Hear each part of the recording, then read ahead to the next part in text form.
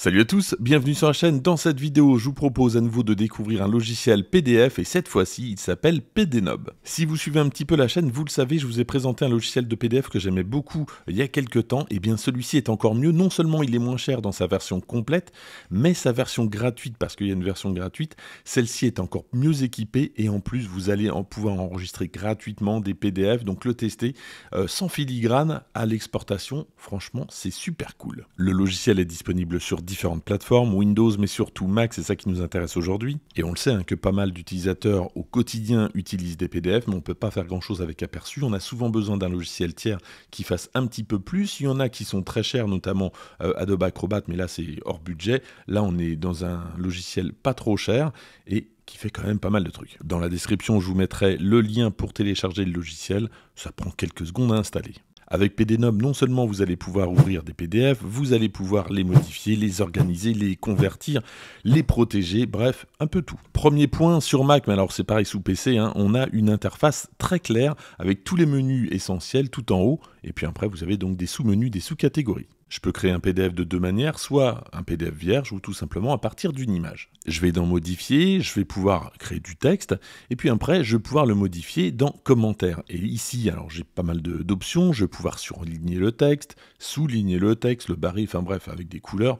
On peut, comme n'importe quel traitement de texte en tout cas, aller un petit peu loin et personnaliser son PDF. Et ça c'est un point positif parce que la plupart des logiciels vendus de base ne permettent pas du tout ce type d'édition. Dans la partie modifier, lorsque je suis sur mon texte, je peux évidemment modifier la police, la taille, etc.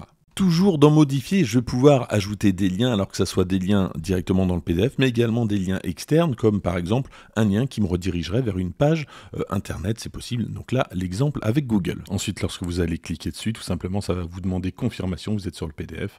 Vous cliquez et voilà, ça vous envoie sur Google. Je vais également pouvoir ajouter des images juste ici, je vais pouvoir les redimensionner, je vais pouvoir les modifier très facilement. C'est vrai que le logiciel se prend facilement en main, il est assez ergonomique, on comprend tout de suite ce qu'on doit faire avec, ce qu'on peut faire, et puis tout est en français. Un petit mot sur les filigranes, alors même si on a 20 exportations gratuites, on va pouvoir en ajouter après, on va pouvoir les modifier, les ajuster, etc. juste ici. Et typiquement, cette fonctionnalité, c'est quelque chose que vous n'allez pas retrouver sur des logiciels de base de PDF. Et puis il y a une des fonctions que j'aime bien, c'est arrière-plan qui est juste ici, voilà.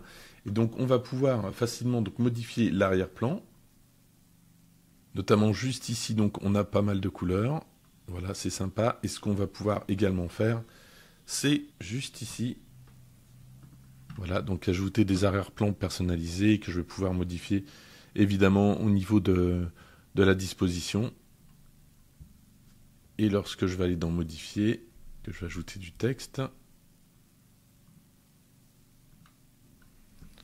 Voilà, bon, je tape n'importe quoi. Donc j'ai bien mon arrière-plan qui reste.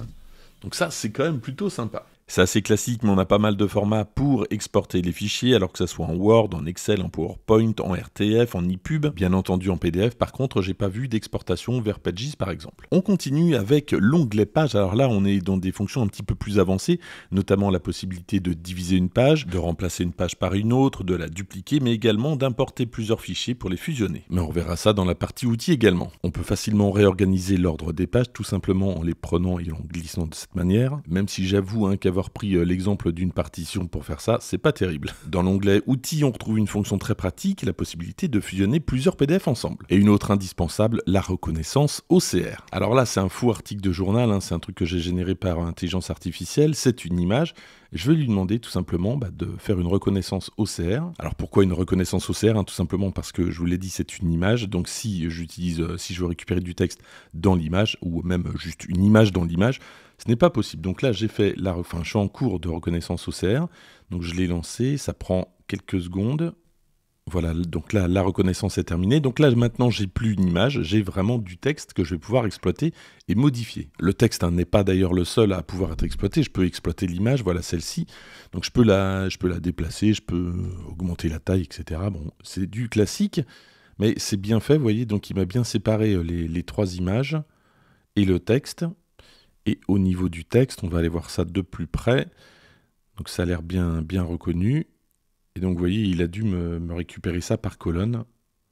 Donc après, ce texte, évidemment, je vais pouvoir l'exploiter, modifier la police, la taille, etc. Modifier le contenu Donc bon, je trouve que la reconnaissance est plutôt pas mal avec ce logiciel. On va quand même vérifier que ça fonctionne bien avec le surlignement par exemple. Allez, c'est parti. Voilà, donc ça fonctionne bien. Et si vous n'êtes pas content de ce que vous venez de faire, regardez, hop, il y a l'outil qui permet de supprimer. Vraiment, c'est assez ergonomique, je trouve. Autre option intéressante, c'est le traitement par l'eau, c'est-à-dire que vous allez pouvoir traiter en un clic plusieurs fichiers en même temps. Imaginez par exemple que vous ayez plusieurs fichiers PDF, vous allez pouvoir les transformer en Word en un seul clic, et puis après, c'est le logiciel qui charge de tout. Mais ce qui est bien ici, c'est que ça ne fait pas simplement ça. Regardez toutes les fonctionnalités de traitement par l'eau que vous avez.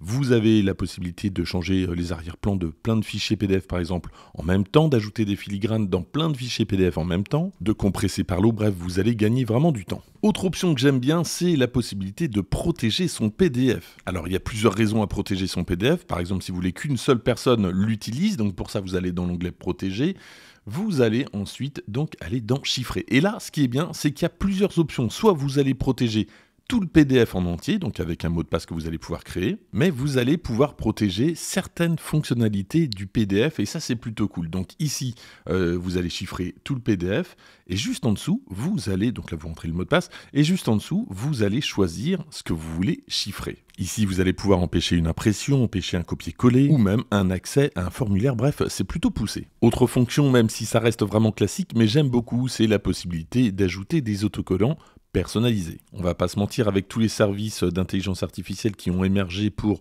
générer des images de ce type-là, c'est devenu un petit peu moins intéressant, en tout cas un peu plus banal, mais je trouve que c'est quand même pas mal d'avoir ça directement intégré au logiciel. Donc vous voyez, il y a pas mal de choix, il y a pas mal de couleurs, vous pouvez évidemment modifier l'aspect, la taille, le ratio, etc. Bon, je vais peut-être arrêter de mettre des épingles partout, ça fait un peu psychopathe. Et l'autre truc, c'est que vous avez également des tampons, bon, bah, y en a divers, voilà, regardez. Il y en a un petit peu partout, donc c'est bien pour mettre son propre tampon et puis pour illustrer vos propres PDF si vous en créez un. Et puis il y a une autre fonction qui existe dans cette barre, c'est l'option signature évidemment. Vous allez pouvoir créer votre propre signature. Alors on va le faire ensemble. Donc ici, vous voyez, donc je vais aller dans signature, qui se trouve ici, et ça va me demander de créer ma propre signature. C'est ce qu'on va faire. Alors pour la première fois, c'est avec la souris, tout simplement. Donc je vais écrire quelque chose. Voilà, j'applique, et puis après, j'ai plus qu'à coller ma signature un petit peu partout. Et puis pour terminer cette vidéo, j'aimerais qu'on parle un petit peu d'intelligence artificielle, puisqu'il y a certaines fonctionnalités IA embarquées directement avec ce logiciel. Alors, il faudra accepter le contrat, puisqu'en fait, lorsque vous allez générer, ou en tout cas, lorsque vous avez un PDF, il faudra l'envoyer dans le cloud, donc chez l'éditeur, pour utiliser les fonctions IA. Ici, donc, je me suis fait un petit fichier avec les nouveautés de l'iPhone 17 Pro.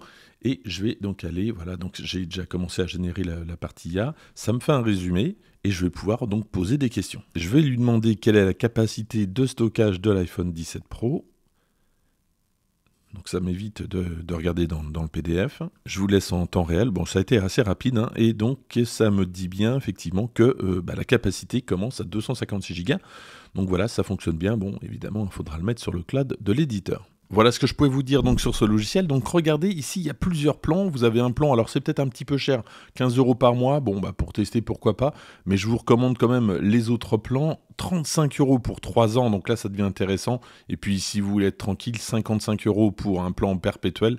Là aussi, c'est franchement très intéressant. Et puis, dans tous les cas, vous pouvez tester ce logiciel gratuitement. Regardez, il y a toutes les fonctions qui sont indiquées là si vous l'utilisez gratuitement, notamment l'enregistrement sans filigrane. Et ça, c'est vraiment bien pour donc avoir quasiment toutes les fonctions. Alors, vous n'allez pas tout avoir, évidemment. L'OCR n'est pas disponible dans la partie gratuite. Mais même comme ça, vous allez faire quand même pas mal de trucs gratuitement. Si le produit vous intéresse, je vous mets évidemment le lien dans la description. En attendant, n'hésitez pas à liker cette vidéo, à la partager, à vous abonner. Et moi, je vous dis à bientôt pour d'autres tests.